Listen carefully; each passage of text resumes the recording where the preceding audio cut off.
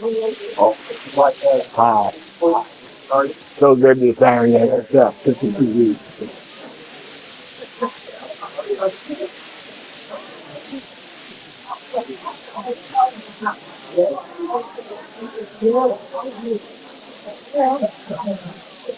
Collinsville Historic Preservation Commission. I would like to welcome you all and thank you for being here this afternoon. We are here today to honor an extraordinary man and one of Collinsville's finest citizens, our honored guest, Mr. Irving Dilliard.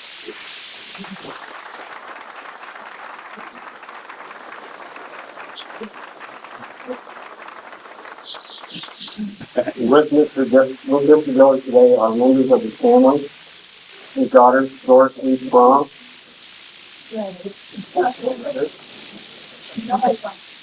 and Mary Sue Churchie.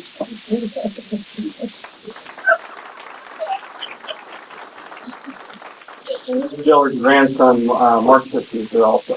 There's Mark.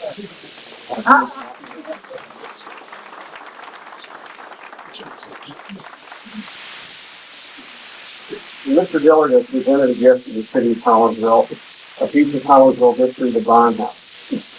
This historic structure is significant not only for the architectural style of the building, but also the history of Collinsville. The Greek Revival style home, with its post and beam wood structure and wares containing connections, was built in 1845 by Daniel Dove Collins, the first president of the newly incorporated Collinsville Village Board. City records indicate that some of the early village board meetings were held at the Bond House before there was a regular village meeting place. Mr. Dilliard, the Collinsville Historic Preservation Commission, on behalf of the citizens of Collinsville, thank you wholeheartedly for your wonderful gift of the Bond House to Collinsville, thereby preserving for all of us a piece of the architectural and historic fabric of the city.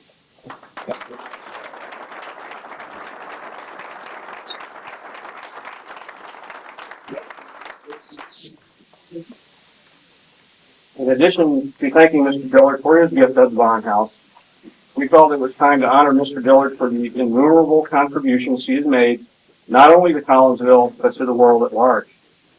Anyone who knows Irving Dilliard knows that his generous donation is but the latest in a long line of accomplishments.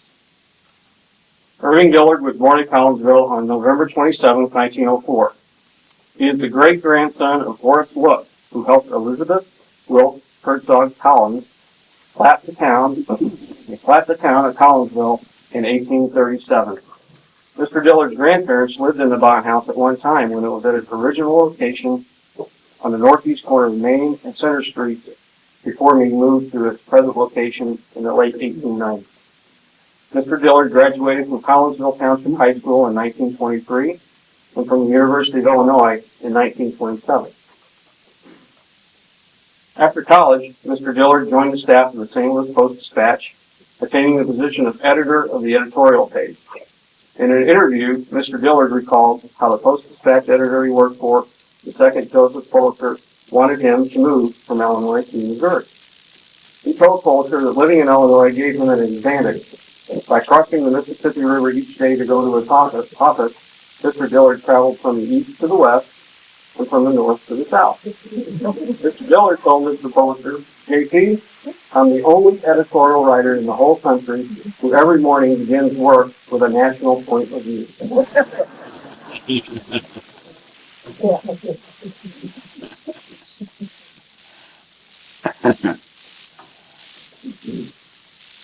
Mr. Dilliard used the editorial page championing the United States Constitution and civil liberties that are guaranteed within. During his time at Post-Dispatch, he drew acclaim for his sophisticated journalistic commentary on constitutional issues. Mr. Dilliard is considered one of the nation's top experts on constitutional law, has written books on the Constitution and the workings and people of the Supreme Court. During World War II, Mr. Dilliard served on the staffs of General Dwight Eisenhower and General George Patton. His services were in the field of psychological warfare. They would attempt to try and mess up life in Germany so that the German people would want to close out the war and get back to the kind of life they lived before. After the war, Mr. Dilliard was one of several scholars involved in the military's effort to set up new systems for governing Germany and assisted in establishing new newspapers without the propaganda of the previous state-run newspapers. Mr. Dilliard left the Post-Dispatch in 1960, but he hardly retired. He lectured in Europe and began a decade-long stint teaching at Princeton University, where he developed 2 courses. After leaving Princeton, he was appointed the first director of the Department of Aging for the state of Illinois. With all of his travels, Collinsville has always remained Mr. Dilliard's home. He has served on the board of the Collinsville Memorial Public Library from 1936 to 1988, some 52 years.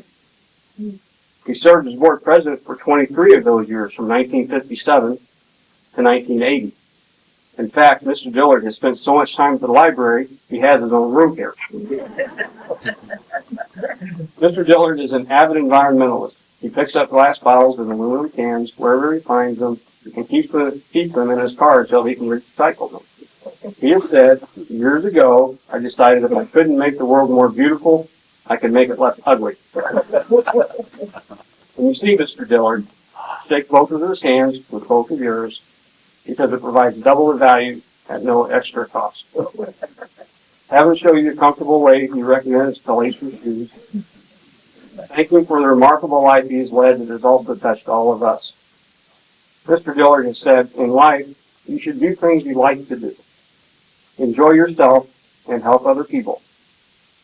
It is important to help other people because if you can't help other people, you can't help yourself. Mr. Dilliard, you have helped yourself immensely, and we thank you for it. Thank you for that.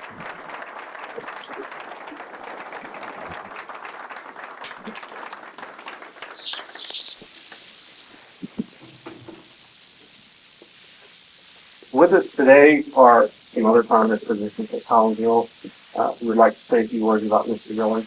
First, I would like to introduce Collinsville's Honorable Mayor, Mr. Dilliard.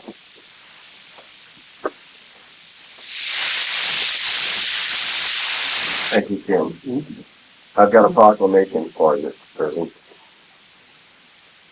Whereas the heart of the community is its citizens, and whereas Irving Dilliard has presented Collinsville well in his leadership, professionalism, and teamwork, and whereas Irving Dilliard is a graduate of 1923 Collinsville Township High School, as well as a 1927 graduate of University of Illinois, whereas Mr. Dilliard was used on the General Patton staff and helped create the free press in Germany after the war, and whereas Irving Dilliard served as the editorial page editor of the Post-Dispatch from 1949 to 1957, and whereas Irving Dilliard has lived his life as a champion of civil liberties, and whereas Mr. Dilliard was appointed the first director of the Department of Aging for the state of Illinois, and whereas Collinsville has always remained his home, whereas Mr. Dilliard served on the board of the community library from 1936 to 1988, I, therefore, Vince Cassera, Mayor of Collinsville, declare December 5th, 1998, Irving Dilliard Day.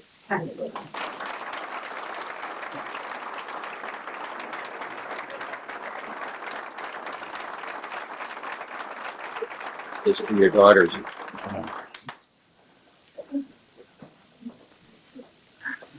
Thank you, Mr. Mayor. Also here today we have our city councilman, Mr. Stan Schaefer.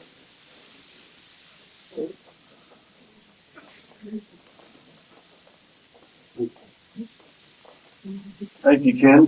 It's so nice and wonderful to see such a fine turnout for the true Mr. Collinsville, Irving Dilliard.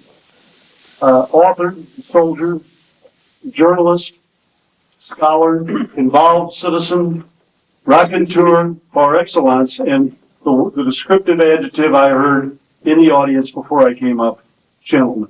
Congratulations, Irving.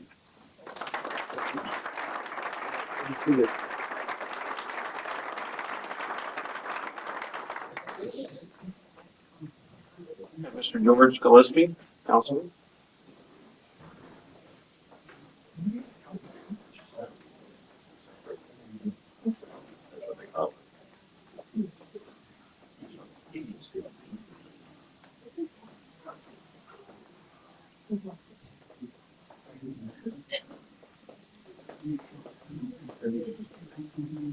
Thank you, Ken. I hope you realize what a risk you're taking when you give elected officials a podium and an audience like this. I just want to make a few remarks. Although I've been in Collinsville for 65 of my 75 years, I didn't really become acquainted with Mr. Dilliard until Jane and I had married and began our life together in an apartment that Ted Field had put in the second floor of his house on East Church Street. Right across the street at that time was not the Brainerd Tower, but was Mr. Dillard's home, a frame home with a big porch. Back in those days, some of you may not remember it, but we didn't have air conditioning. If you had a big porch, you used it. If you were like Jane and me and didn't have a porch, you opened the windows and hoped that you caught a breath of fresh air. But what we did catch that was very, very remarkable, every now and then some of the conversation from Mr. Dillard's porch would walk across the street and we would catch it. One night it was a United States Senator. The next night it may be a famous author or a big-time literary person. One time it was a United States Supreme Court judge. It was amazing the circles that Mr. Dillard traveled in. But the really amazing thing is that despite that circle he traveled in, that there's still so much of Collinsville in him, and still so much of him in Collinsville. My father used to tell me that when Mother and I would meet Mr. Dillard at church, he'd always speak, of course, but he wouldn't tell us about some fancy place he'd been or some famous person he'd met. He would talk about something personal to Mother and me. And how he did this of all these people, nobody knows. But the only thing I want to add, I'm going to sum up, and I could have said this very short, but like I said, you take a chance when you do a podium.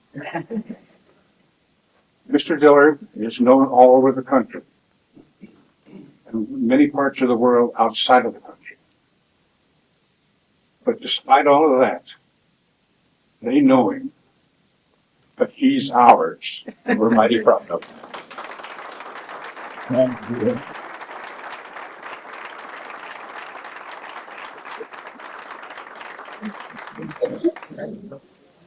Next, Councilman Fred Dalton.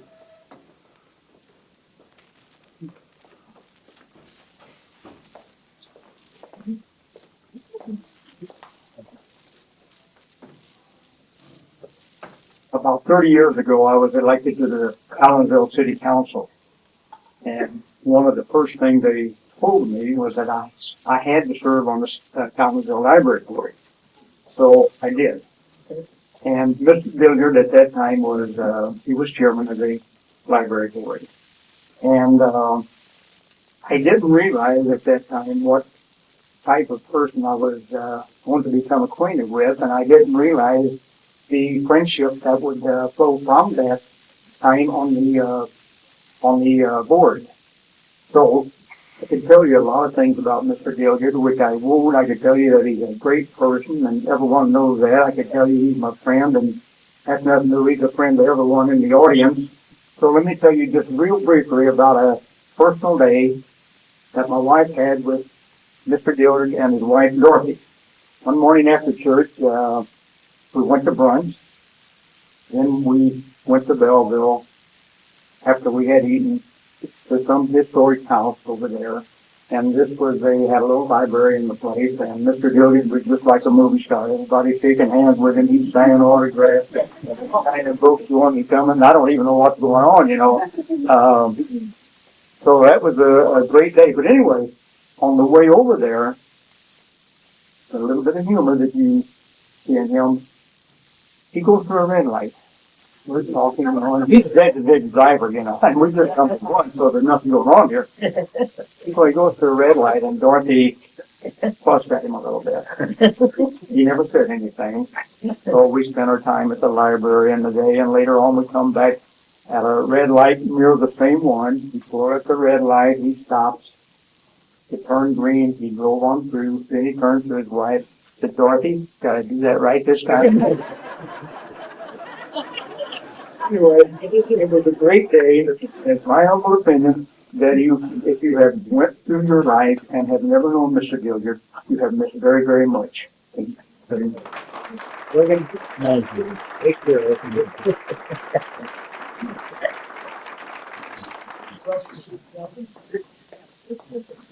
And now we have Councilman Don Cliff.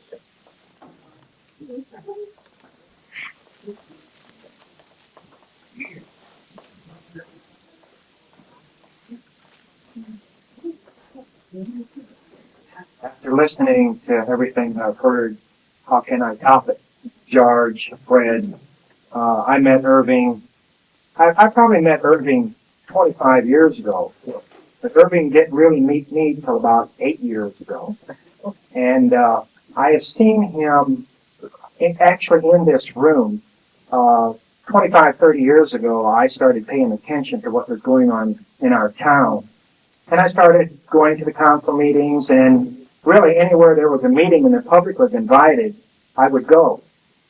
And I spent a couple meetings in this room, and I'd see people for 2 hours arguing with each other, or a group for 2 hours trying to figure out where they was going to go. And Irving has this way about him that he would literally, right before they got ready to close the meeting, I would see this hand go up in the audience. And Irving would rise up out of his chair. And what these people attempted to do in 2 hours, Irving did it and said it all in about 2 minutes. So I figured, gee whiz, I better pay attention to this guy. So congratulations, Irving, not only for the house, but for the so many things that this man has brought to Collinsville. He has made Collinsville a better place to be. I'd also like to mention that I am involved with the Friends of the Museum, and the museum is open today. So after this is over, you need to walk over, and if you haven't seen Irving's room, or if you haven't been in the library for a while, you might want to go in and you'd see the history of this gentleman. Thank you very much.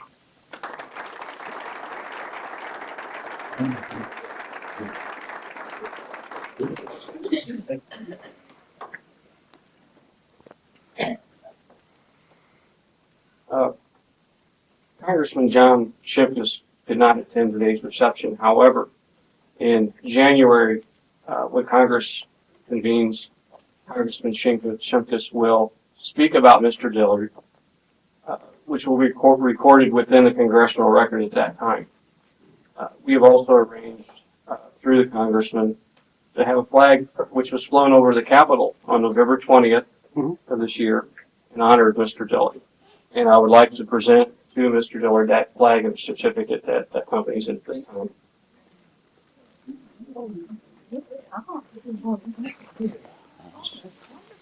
Move over the Capitol building. November 20th, 1998.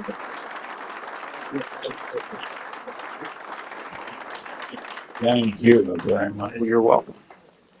You want me to? Just put it right on this. All right, we can do that.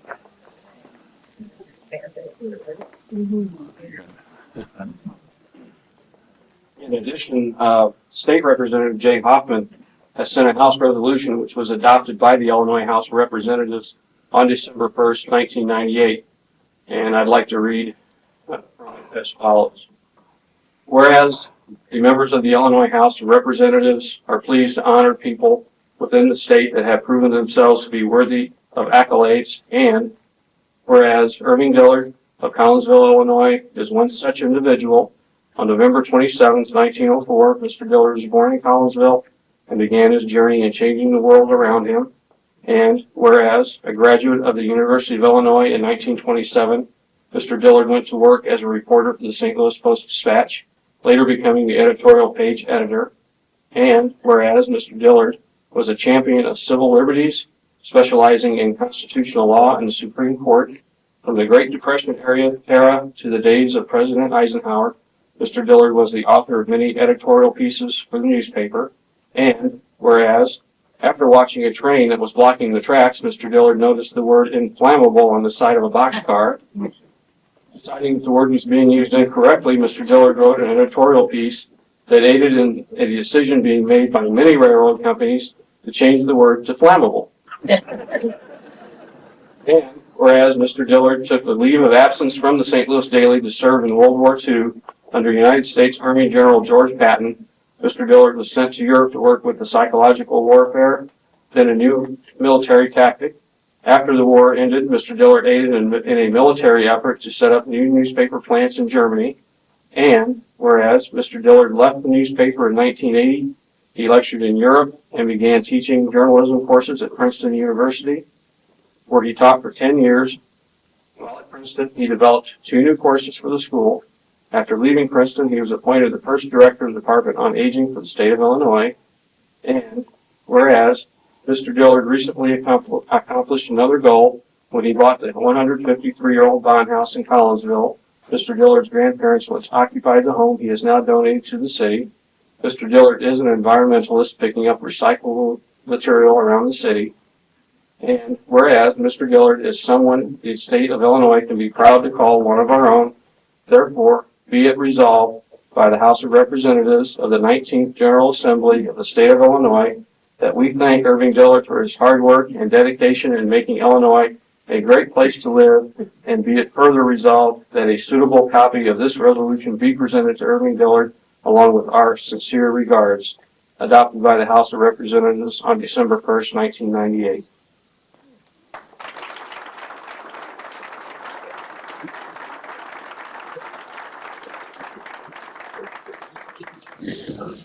Thank you very much. I need to put her on. Okay, I'll put it right over here.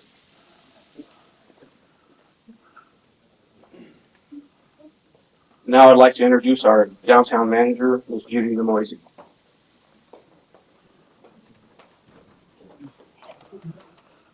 Thank you, Ken. I believe I have some members of my board that are with me today. I am here representing Downtown Collinsville Incorporated. The chairman of the board is Rick Ray. Arnold Wrigley is also on the board. Mike Gassman and Don Leone. We have 9 members, and these people are here with us today.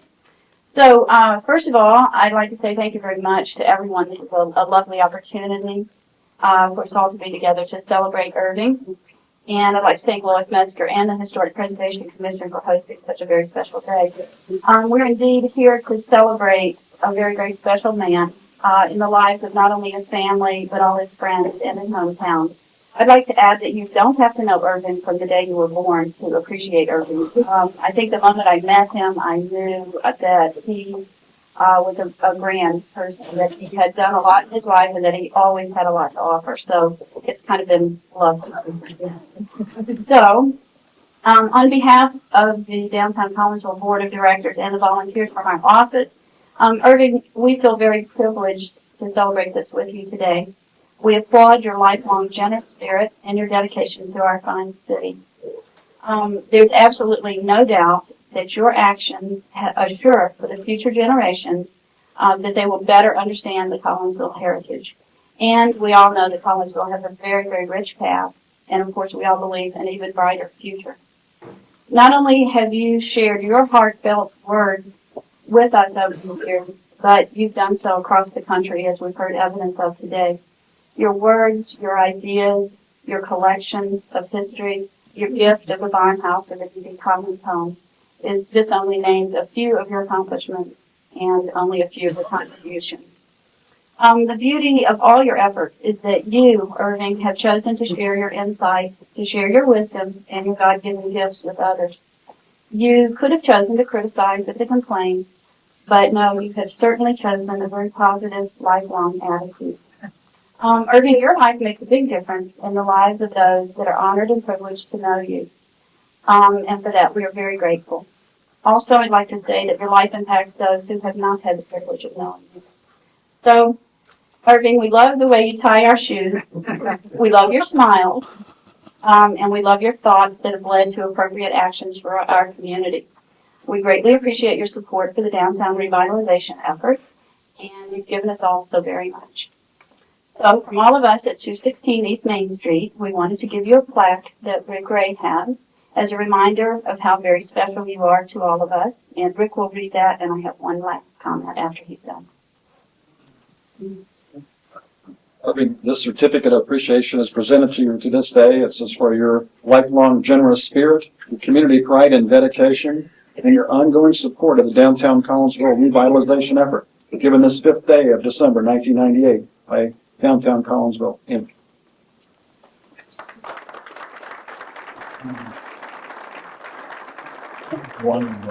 Thank you. Thank you very much. Well done. The one last comment that I do have to make is directed to you, Irving. You are truly ageless, you are priceless, and you are precious. So thank you very much for sharing your life with all of us.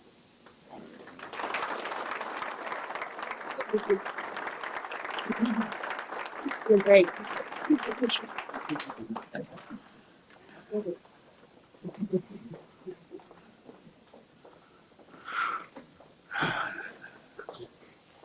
Although, also with us today is Mr. Rich Wallace, the president of the library board.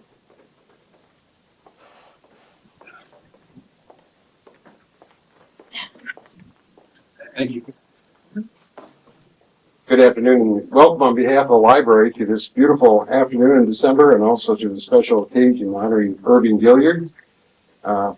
Everybody's been talking about rooms, and this is the Florence Burkholder room that we're in. Florence is here today, but this room and the floor below and the 2 floors above constitute what we now call the south wing of the library, which are here today largely due to the vision and the effort of years of Irving's insistence. He used to show up at the board meetings and we'd get him talking about this, and he'd pull out this little scribble of paper, and it isn't exactly what we have today, but thank you to Irving for what we've enjoyed here in the community. Someone also mentioned another room just down the hallway, and that is Irving's museum room, and if you have not had a chance to look at it, certainly do so today. It has a very excellent collection of memorabilia and books and artifacts that Irving has collected, and many of you may not know that Harvard University and Princeton University and the University of Illinois all vied for this collection, but it's here. So where it belongs, and we thank you. And it's also true that there's a little more room in all of our shoes today because of Irving. And as far as how to tie these, as well as anybody else will slow down long enough, whether they're a stranger or not, you can do the same thing. There already have been, and there'll be many words of praise and accolades for Irving today. But chances are none of them will truly do justice to him personally, nor to his many and varied accomplishments. But there's a favorite word, and one which speaks, I think, of him and of these many things. Not just including a true gentleman, or a respected scholar, or a noteworthy statesman, or an intriguing recycler. Everybody picked that one up. Or a generous benefactor, or a devoted father to these gals. Or the loving husband of the late and dear Dorothy. An exemplary community activist of the highest moral standards, a humanitarian, and a positive influence on mankind. And the word I'm thinking is mentor. A mentor and an example to each of us who have known Irving and have had the privilege of working with him, and to every individual in this community in which he has resided his entire lifetime, whose lives he has touched, enriched, and benefited. And what more appropriate compliment could you give to one man from another? This room, the Florence Burkholder room, and the Irving Dilliard room down the hallway, and that little bit of extra room in our shoes will certainly last for years to come, and we'll probably pass that on to our descendants. But there's yet another and a very special room which I want to talk about, which is more significant than all of the rest of these, and that's that special little room in our hearts of each of us for Irving, in which we value and harbor our own little memories and the kindnesses and the life examples he has shown to us individually. Irving, on behalf of the library, I want to thank you and the staff for these many things, for your 50 years as a devoted visionary and trustee, for being a mentor and an example to each of us. But mostly I want to thank you for just being you, and may God continue to richly bless you.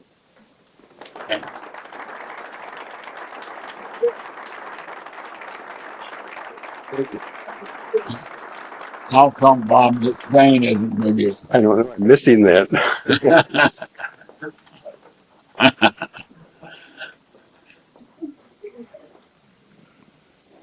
Next, we have Reverend Joe Sheets of the First United Methodist Church.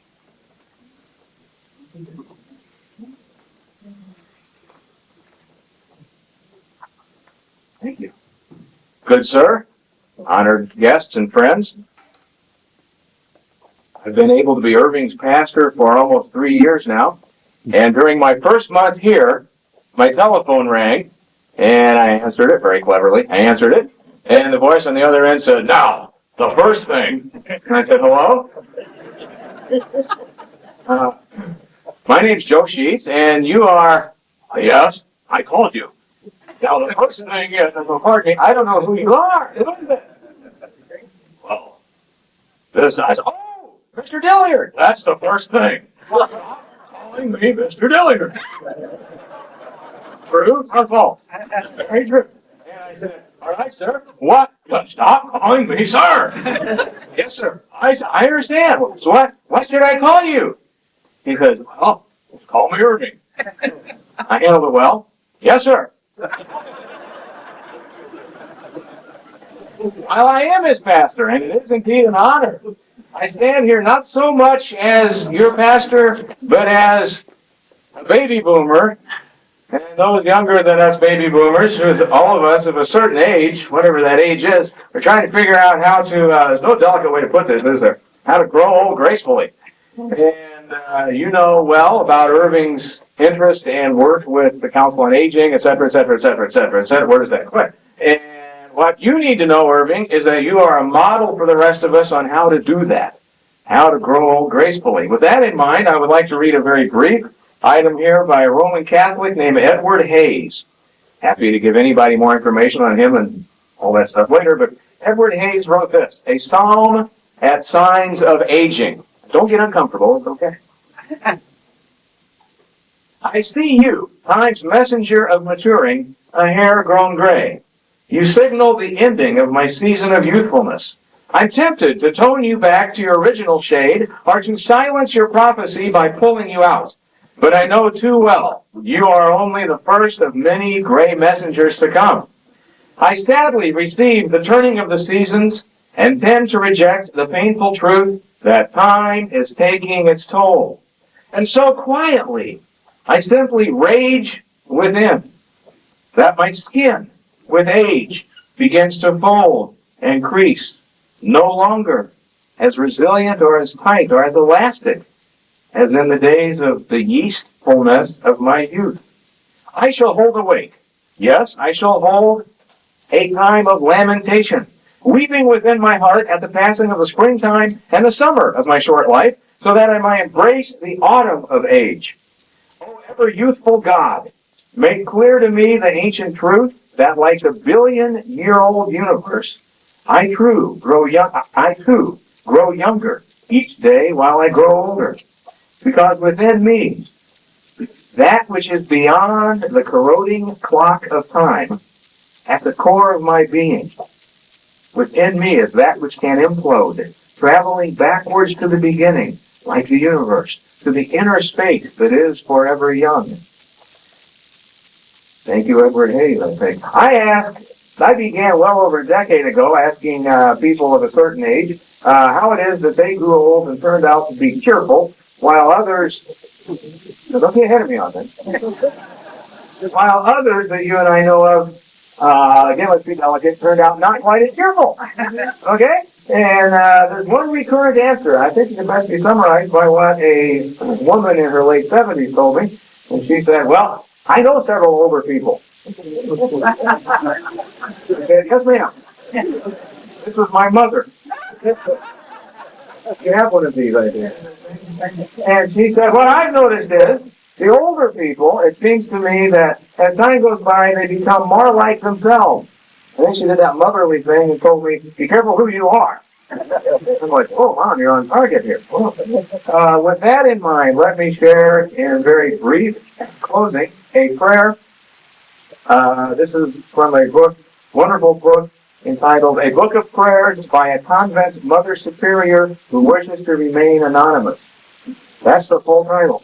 And it goes this: Lord, thou knowest better than I know myself that I am growing older and someday I will be old.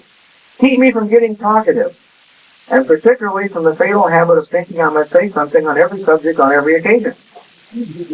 Release me, O God, from trying to straighten out everybody's affairs. Keep my mind free from the recital of endless details. Give me wings to get to the point. I ask for grace enough to listen to the tales of others' pains. Help me to endure mine with patience. But seal my lips to my own aches and pains. They are increasing, and my love of rehearsing them has become sweeter as the years go by. Teach me the grand lesson that occasionally it is possible that I may be mistaken.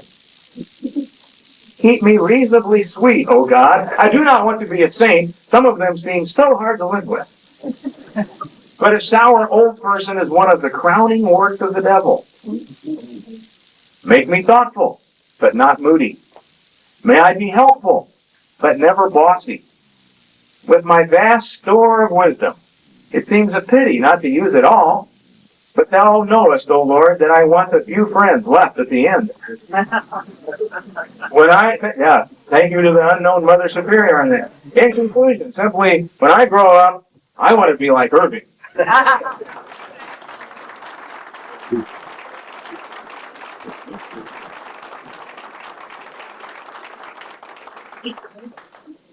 Next, I'd like Mr. Bill Eisinger from the Coffee Mounds State Historic Site to come forward. I don't exactly remember the first time I met Irving, but since I met him, whatever that time was, he's always left an impression with me. He's always been very supportive of things we've done down at Cahokia Mound. He showed up at various events and receptions and lectures, and he still manages to sneak away from home about one day a week, come down to sit in our lobby on a bench across from the gift shop and accommodate visitors who don't have their shoes tied right. And it so amazes me how many people he actually gets to come up and talk to him. But he's always been very successful. He's always been a very generous person, as long as I've known him, and from all the things people have said today, it certainly reinforces that perception. And I'd like to say thank you. Glad to know you. Thank you. Yeah.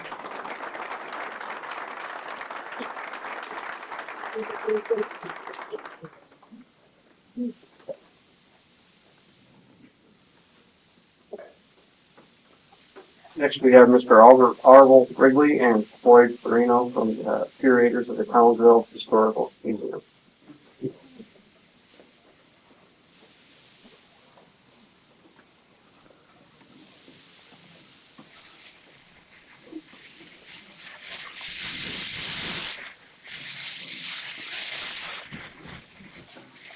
Well, Floyd and I are cousins, and we are both curators of this museum that Irving started many years ago. And I was asked to say a few words, but in looking through our files, I found there was no such thing as a few words. There's thousands of them that you could say about Irving. In fact, I think you could write a book just on the introduction.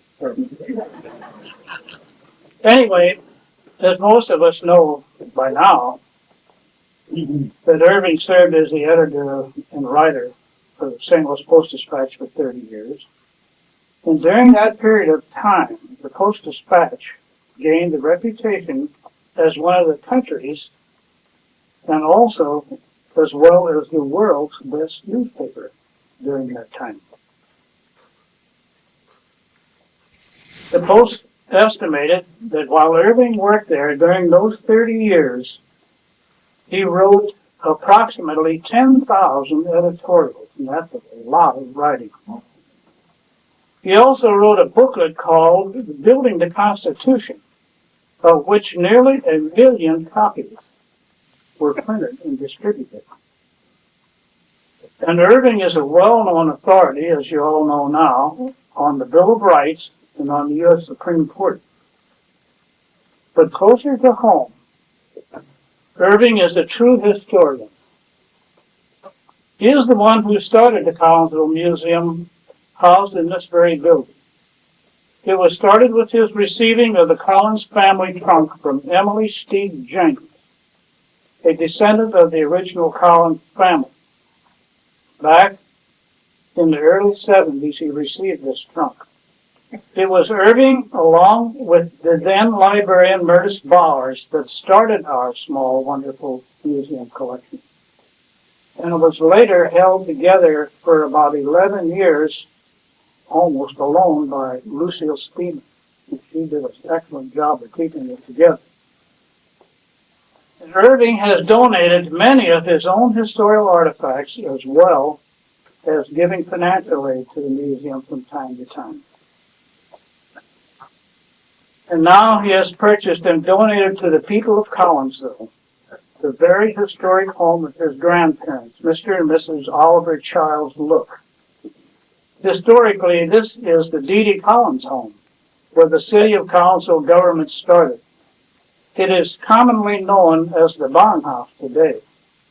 So Irving, on this special day, I would like to thank you for being my friend.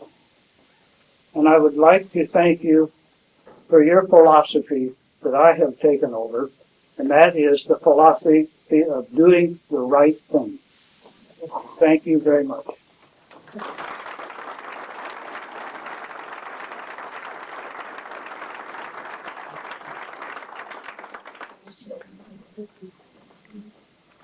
Well, Irving, in behalf of the Historical Museum, I want to thank you for being our mentor.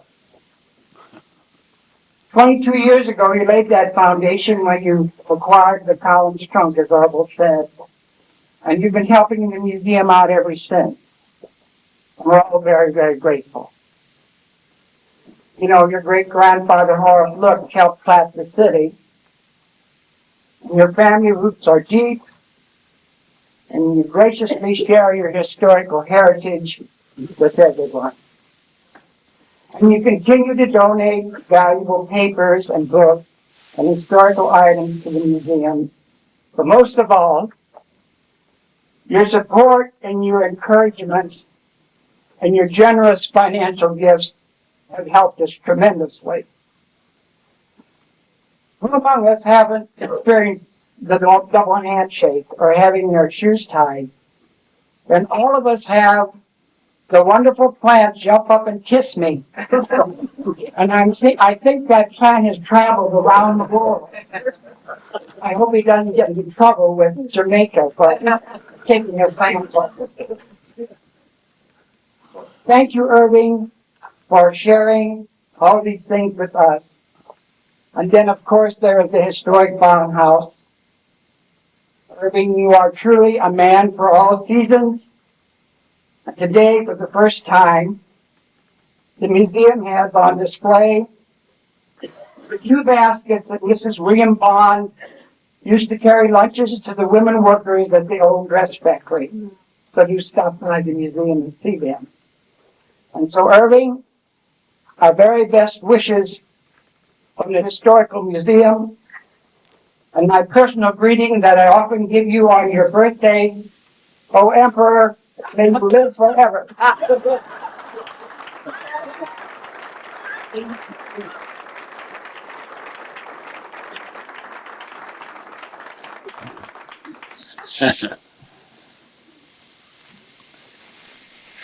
Now I'd like to introduce a good friend of Mr. Dilliard, Mr. Bob Disturbed.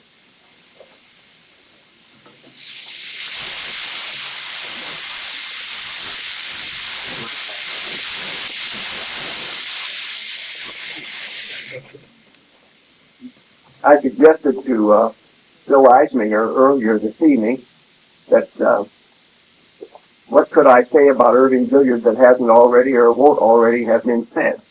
He said, well, maybe you'll be lucky and be first.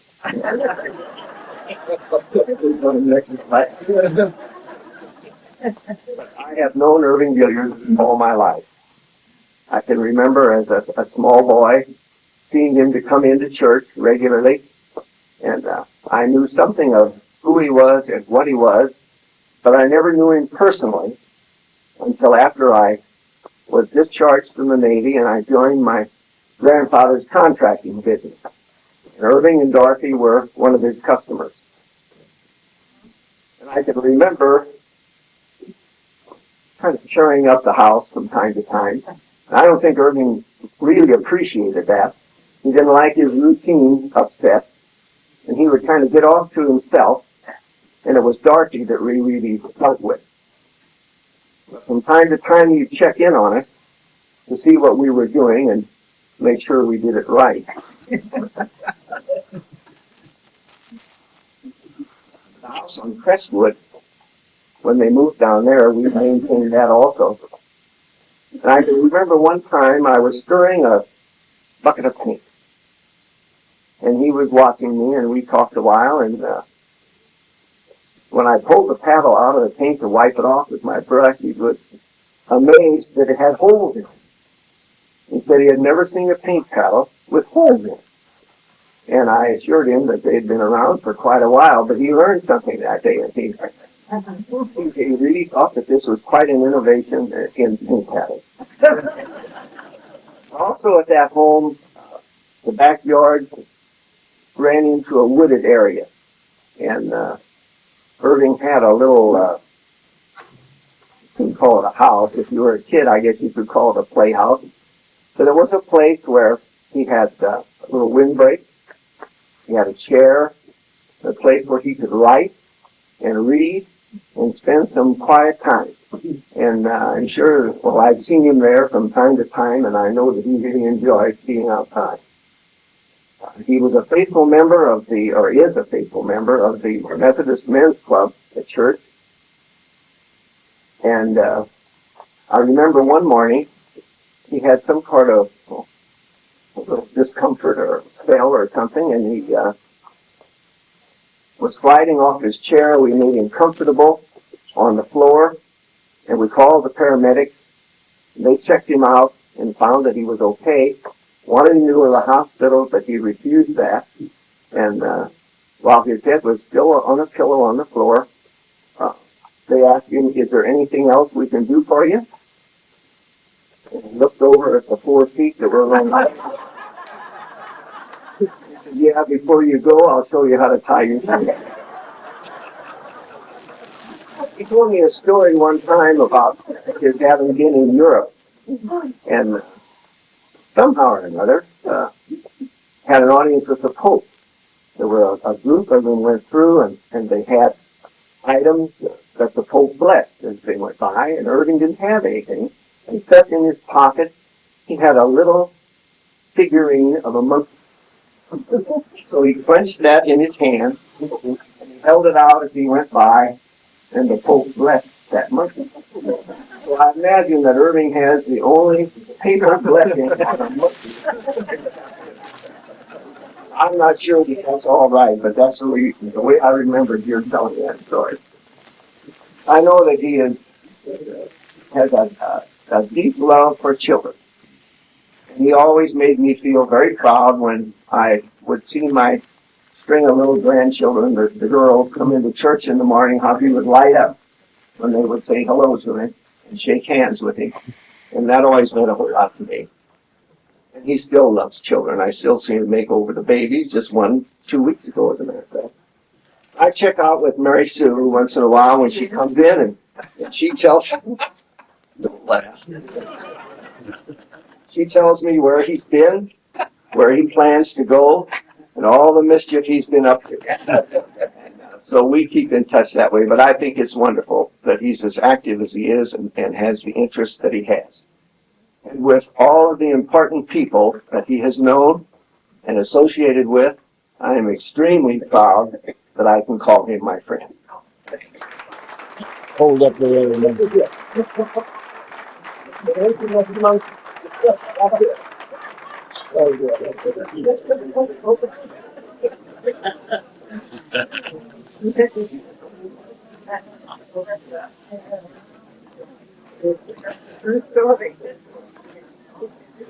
Now we have a presentation to Mr. Dilliard from Mike Gaffman of the Ketchup Bottle Committee. I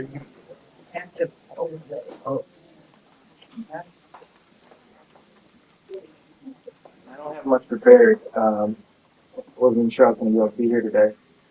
The Ketchup Bottle lady got a real job. I'm kind of taking over the public relations with Ketchup Bottle Preservation Group.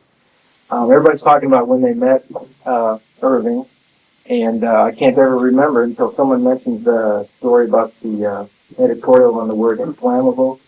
And I remember that he was a substitute teacher of mine in art class, and while the rest of the kids were throwing clay balls in the back of the room, I was talking to him, and he was mentioning to me about the inflammable word.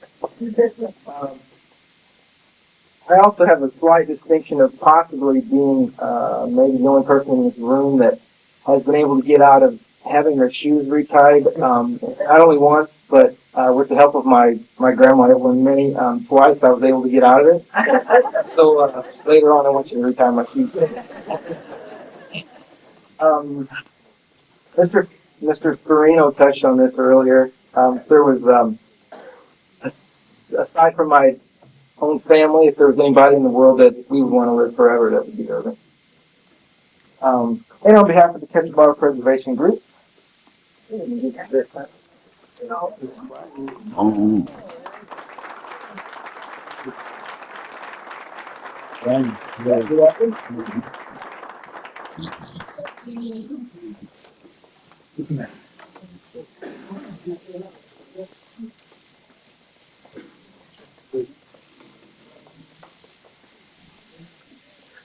Next, I'd like to read from a letter that's been emailed to us from the director of the Alpha Kappa Lambda fraternity, which is Mr. Dillard's fraternity.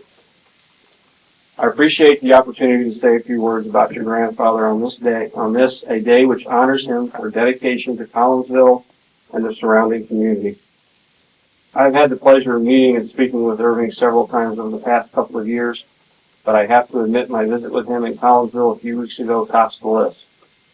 Irving is extremely proud of the city of Collinsville, Illinois, which became evident as we traveled throughout town, and he pointed out numerous landmarks.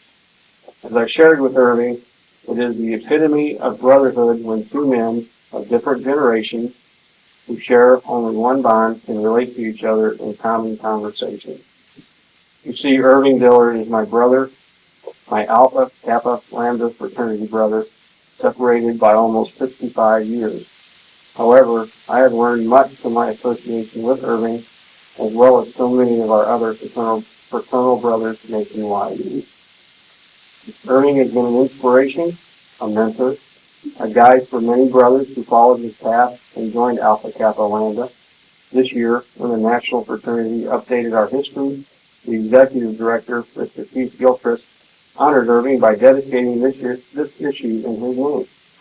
As Irving has embarked on the world, grappled with many challenges, and enlightened many people, he never forgets his past, and he has made a dedication to Collinsville. Irving has made frequent contributions to our fraternity.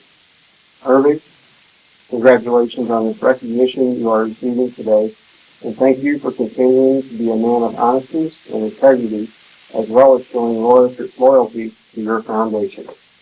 Sincerely and fraternally, John C. King, Alpha Kappa Lambda, National Executive Council Director of Academic Affairs.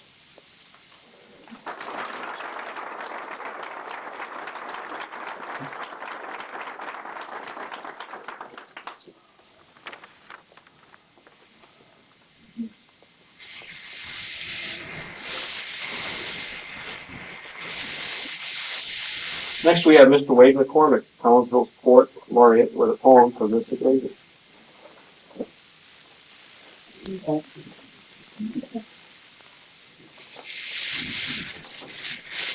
I wrote a poem this morning about a goldfish, and there's been so many things said about Mr. Dilliard, I think I should have wrote the poem about the goldfish.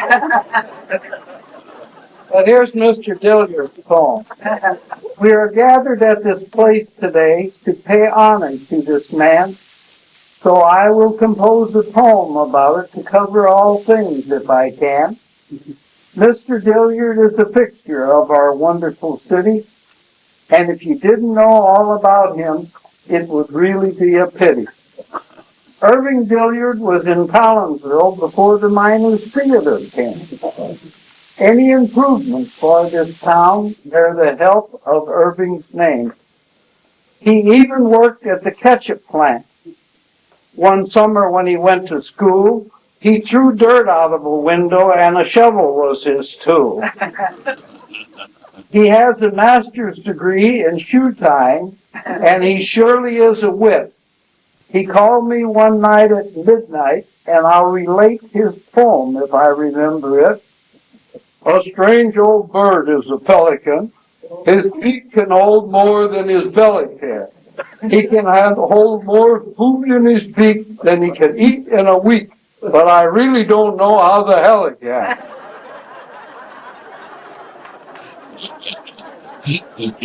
When Mr. Dilliard stops and shakes your hand, you know that it's been shook. When it comes to the art of shaking hands, Mr. Dilliard could write a book. Taking time to shake with two hands takes no longer than doing it with one, and it gives you double value, which means lots and lots of fun. Doubling the value of your life means giving it all you've got, and it takes no extra time for you, whether you know it or not. He will tell you to surely do it, for whenever possible, it's the thing to do, and then he might question about it to see if that makes sense to you. His birthday falls on November the 27th is the day. 1904 was the year he was born, so he really knows the way of people in this town of ours because he's known a lot, and he tries to make things better by giving all that he's got. He has left his mark on Collinsville as well as around the earth. He was one of the editors of the Post-Dispatch and worked at it for all he was worth. He served with General Patton through the Second World War, and he can tell some stories that would give your mind a jar. He even helped establish newspapers after the war for that German land. They had never truly had the news and thought that it was grand. That shows you what he's made of, because making things better is his style. If he hasn't come up with some new idea, you just wait a while. He wears an American flag on his vest, but not some ordinary kind. This one is made from a safety pin and little beads that would be hard to find. It is a symbol of his spirit and the way this country makes him feel. He is a staunch supporter of democracy and can make you know it is real. Though he's traveled the whole world over, he always came back to us. Though his accomplishments were many, you never heard him make a fuss. He always has time to talk to you, though he's as busy as a man can be. The fact that he is a humble man has always made an impression on me. Don't be surprised at bottles and cans that you see on the floor of his car. He believes if you can't make the world beautiful, you make it less ugly where you are. When he taught at Princeton, he influenced many a life. And though she's gone on before him, he dearly loves his wife. His wife was Dorothy Doris, and daughters Mary Sue and Doris Lee. Many of you know them well, and they are friends to Lil and me. There are 3 grandchildren and 2 great-grandchildren of fame, but my mind is getting older, and I find them hard to name. Mr. Dilliard's zest for living is the kind you rarely see. He is like a grandfather to everyone, but more like an uncle to me, for he and my mother went to school and graduated in the very same year, and I feel very honored to read this poem here. There are many more things I could write about, but my time is growing short. Mr. Dilliard, I want you to know that all these words come from my heart. When I say your hometown is proud of you, I speak from what I know. And it is the things you've done with your life that makes this statement so. We need more heroes in our lives, more inspiration for kids to see. As I've grown up in Collinsville, you were always a special person to me. Thank you for being the way you are, and thanks for what you've done for this land. You are a man who will go down in history, and I really think you are grand.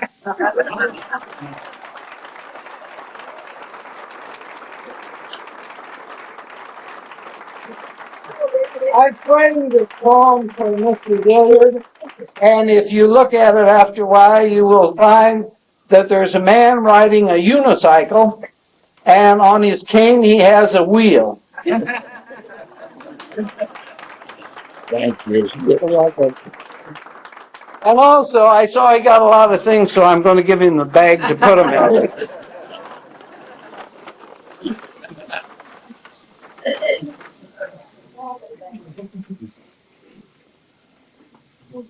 Well, seems like since we've seemed to have heard from practically everyone in town today, I think it's time for us to hear from the man of the hour. Ladies and gentlemen, our honored guest, Mr. Irving Dilliard.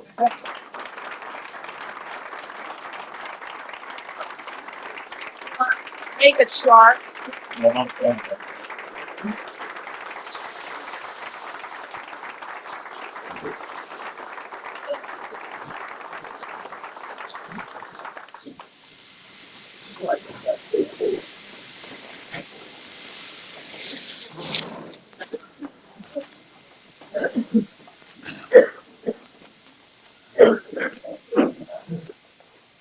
First thing I want to say is that I see some people still standing in the back who should have a place to sit. Clay Street, come up here. Come on. Come up. Sit down.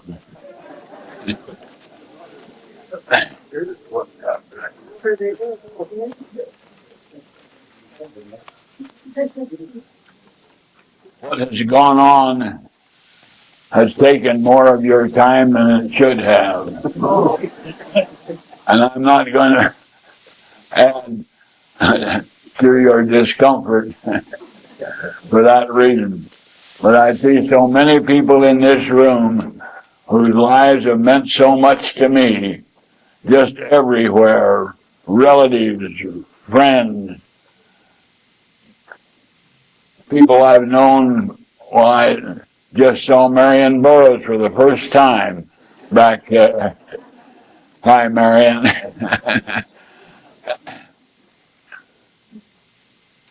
But I can only say that I would like to meet someday the fellow you've been saluting tonight.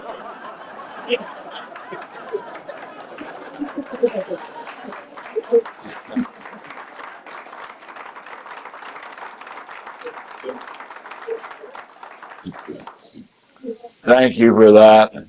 I could go on and do many things, and say many things about this, where we are. There are so many of you here that would not know what I would tell you about the origin of this place. I believe I will take about 2 minutes to do that, because in 1936, I was appointed to the library board by the mayor of Collinsville, Dr. Harrison. And I came to the meeting. It was a two-story house on this lot. Of course, this building wasn't here at all then. And Mrs. Louise K.S. Herr, Bob Herr's grandmother, was president of the board. And she had a roll of something on the table there, and I asked her what that was. And she said, "Oh, those are blueprints of our new library." And I said, well, I'd like to see those. And she said, oh, we want all of our members to know what the new library is going to look like. She said, please look at them if you would like to. So I began to turn through them. And the more I looked at those plans, the sadder I got. Because Mr. Kennedy, who was the architect, had designed a prison. It was an absolute prison jail. All it needed was somebody walking across the top with a gun over his shoulder. That was all. And Mrs. Hurd said, how do you like our new library? And I said, I thought I'd begin gently. I said, I believe if I'd been on the board when those plans were submitted, I would have suggested that he make the front entrance a little more inviting. And I listened, and two ladies were sitting up along the board meeting. One of them was Josephine Bernhardt Dunham, who did that painting over there of the flowers, just the last picture in the wall there. And the other one was Dorothy Eckert, a neighbor from the library building. And I heard one of them lean over to the other and say, you know, we never did think the appearance of that design was friendly and inviting. And that told me everything. It told me that the men had hired an architect, pay him a fee, let him design the building. They'd know what it looked like when it was built, and really not before. So I thought I ought to go into it a little bit, even if it was my first meeting of the board. And I asked them if they were members of the Illinois Library Association. Oh, yes. The National, yes. I said, well, did you get any plans from those? Oh, no. Well, I said, I'm sure that you could get plans that would be suitable for this area if you did. Well, the point of the whole thing is, and I won't go into it further, we never did build the prison. Never built the jail. The architect came in and to his office, so his assistant told me, threw the plans down on the table and says, they want some kind of a colonial design, and left it up to his assistant to do what came. And the old prison, of course, was never a single move made to build that prison.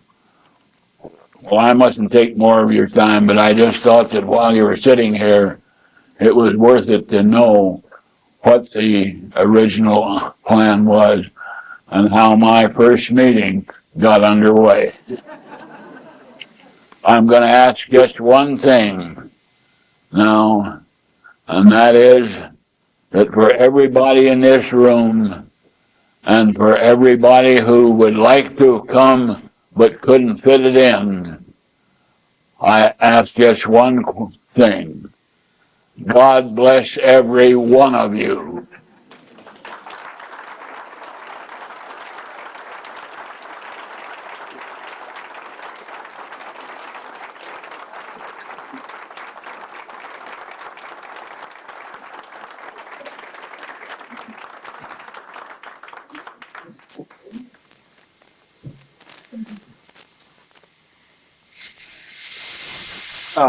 Miss Sheila Hayden has baked a birthday cake for Mr. Dilliard. I'd like for Lucille Stamen to present the cake to Irving this afternoon. Lucille is also responsible for the wonderful centerpiece that we have shown on the table back in the room, the Christmas tree centerpiece. So Lucille.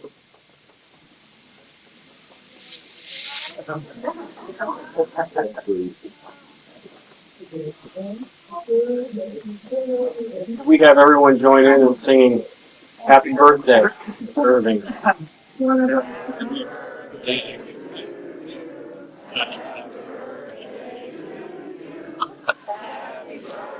Let me stand up. Hold it.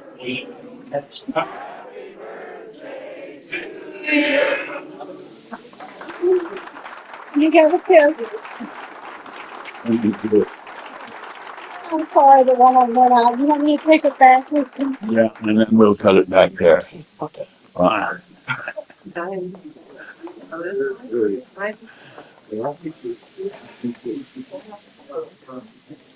As a token of appreciation, the family of Mr. Dilliard has provided a memento of today's reception. It's a color photo of Mr. Dilliard signed by him. Suitable for framing. Located back on a basket here on the wall over to my right. Everyone's invited to go by and pick one up. Thank you all for coming to honor Mr. Dilliard today. Please enjoy the remainder of the afternoon with cookies and punch and some time to visit with Mr. Dilliard. Thank you again.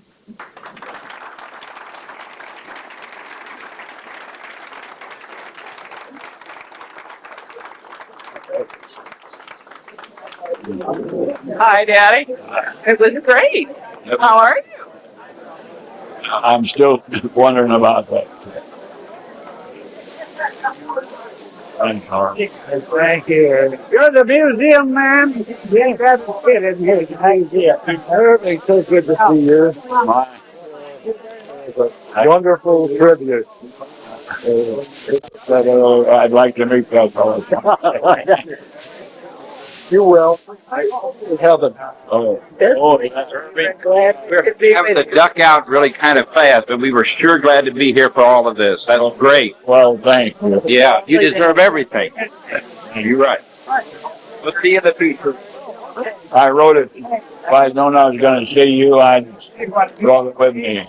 I wrote a check to the home care ladies. Oh, So, $152 for what I owe them for 1 week. well, So I'll see that they get it. that's great. That's great. Hi, and how are you doing? Good to see you. Being it was a great day for you. I'm so happy for you. Well, you may not realize it, but Carl was with you, and he heard me.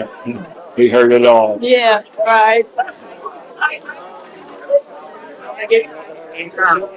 Oh, yeah. Much the inspiration for Focus with Best, remember in the 60s, you just said quit Pulitzer. That's right. And I thought it. Oh, yeah. How are you? Never better. Happy birthday. Thank you. My pleasure. Oh, hi. God bless you. Happy birthday. Thank you. Oh, Didn't know what a wonderful man I was. it's been a while since I've seen you. I'll see you. You're looking good. Thank you. Happy birthday. Thank you. You know who I am? Don't look at him. Well, you know each other. Yeah. Congratulations. Hi. Good. Hi. Real nice. I love the poem. Oh. Isn't that cute? Yeah. Yeah. Doing okay? Yeah, you bet. Yeah. Thank you. Coming by. Okay. Congratulations. Okay. You know what, Irving, but I always remember you Thanks. running down Main Street, catching the bus, eating your piece of toast. I remember giving us flowers. Well, congratulations. What a wonderful day. Gosh, look at all your friends. Oh my, what a blessing. Yeah. Thank you. Wonderful to have you. Pretty outfit you're running. Thank you. I hope to be able to attend with soon. Good. We'll look forward to it. Well, hi, Bill. Congratulations to you. Thank you. Every word they said was as true as you could make it, but you're just special, that's all. Thank you. God bless you, Irving. Oh, good. It's been a privilege to know you. Thank you. I hope I get to know you better. God bless you. But see, you're the third minister that I've seen here tonight. Yeah, I've seen 4 of them here, so there's another one. What's the other one? Well, Lloyd, did Dr. Shaw. Oh, yeah. Yeah, and then you, were you counting him? I got 3 and Shaw makes 4. Here he is right behind you. He's sneaking up on. Yes. Anyway, So wonderful day for you. So happy for you. thank you. Lord bless you.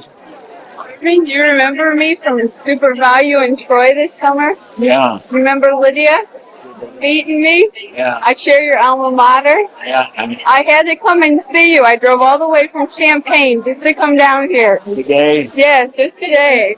I have to go back, but congratulations. Here, I want a picture with you, though. You have to take a picture right here with me. Thank you. Thank you so much. well, take good care of Champagne for us. Yes, I sure will. Congratulations. Take care of yourself, okay? Okay. You need something to drink, Irving? I'll set it here in case you need. I'll put it on the shelf here.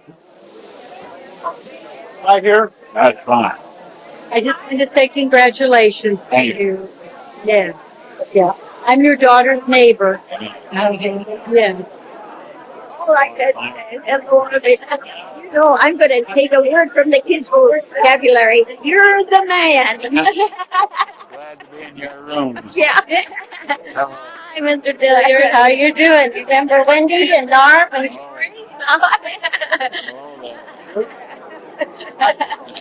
What a fine-looking family. Naturally, they have to be, Irving. God bless all of you.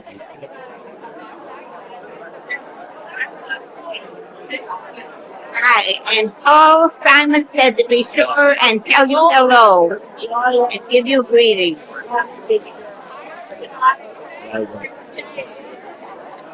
Bye. Why don't you, Irving?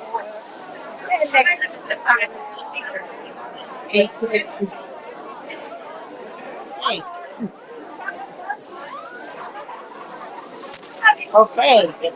We wish I I come to church every Sunday and I look back to find you in your seat. And I want to tell you that I love you very much. Well, thank you. And I don't know of anybody that's come into my life since I've been in this church that has been more dedicated. Thank you. She wants to take a big picture. I can't, all right.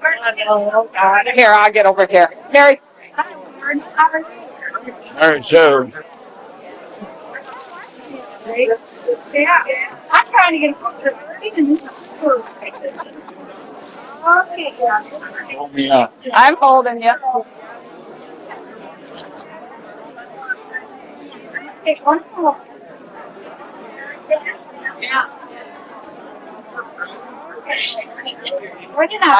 you. Here's your cake. I was hiding it behind.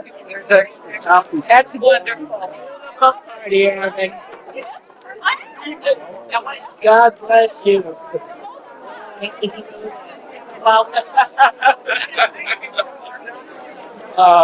We love you. Well, thank you. I'm gonna get back here with you, but here we got to do this right. We'll make that picture. Yeah, you too.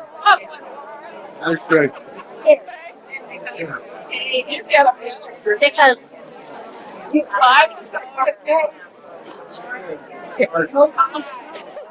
Irving, these are flowers from the seed you gave me. The miniature hollyhocks. Is it on? It's on just that little All right, can you check it in? Okay. How is that?